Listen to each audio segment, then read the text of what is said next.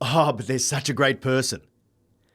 It's common to look at an underperformer and say to yourself, "This person has so many great qualities, and they're such a wonderful person. Everyone loves them. They're such a good fit for the team." Now, all of these things might be true, but this has never been a criterion for performance.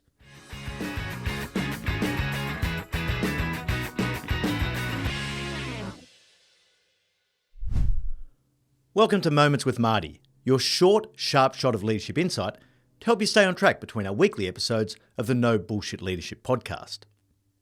Many leaders claim to have built high-performing teams. Most of them are completely full of shit. In my experience, most can't even clearly articulate what a high-performing team is.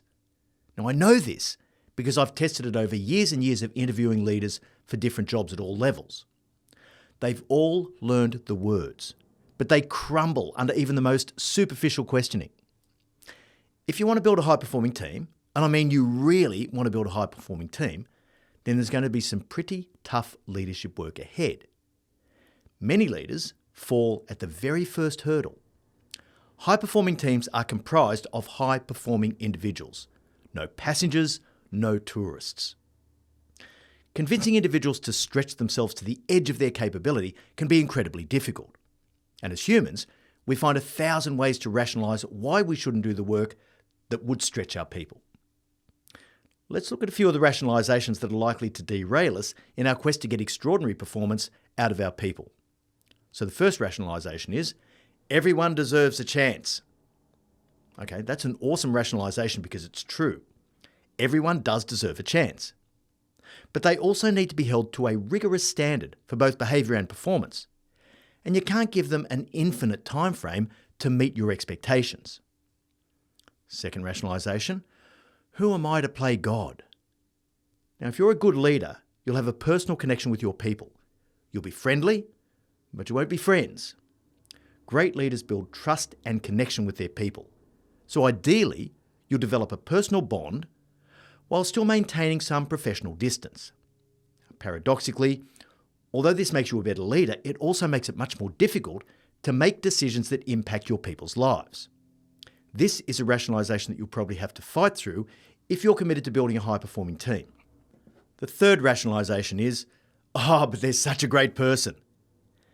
It's common to look at an underperformer and say to yourself, "This person has so many great qualities, and they're such a wonderful person. Everyone loves them. They're such a good fit for the team."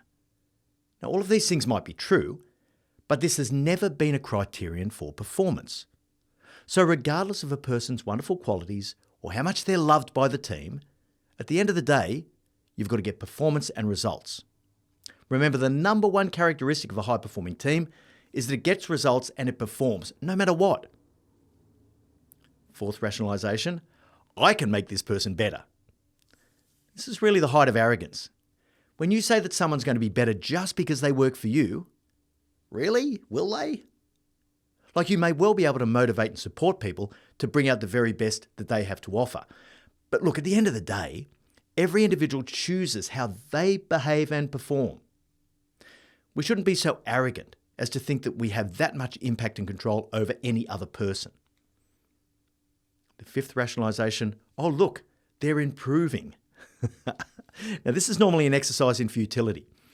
Improvement should be expected, of course, but it's a very rare individual and a very rare leader that can muster up the breakthrough improvements that are often required in order to hit the mark. But our optimism bias kicks in and we look for the tiniest little green shoots of improvement, and then we declare victory way too early. A common pattern is for an individual to improve initially, just a little bit. This is when the stark realisation that they have to do something different to keep their job lands on them. But longer-term improvements, reaching the performance bar that you're setting, is a genuine rarity. Now, although I know this is going to be a little bit controversial, the truth is that it's always much, much easier to buy in someone who already has the ability to perform than it is to try to drag someone kicking and screaming to reach that same bar. It's a lot easier to rein in a stallion than it is to flog a donkey. Putting the individuals in place who are going to give you an even money chance of building a high-performing team isn't easy, but it's the essential first step.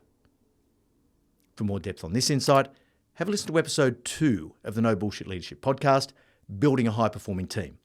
We'll leave a link in the notes. I really hope you enjoyed this moment and that it gives you that extra little spark to be a no bullshit leader.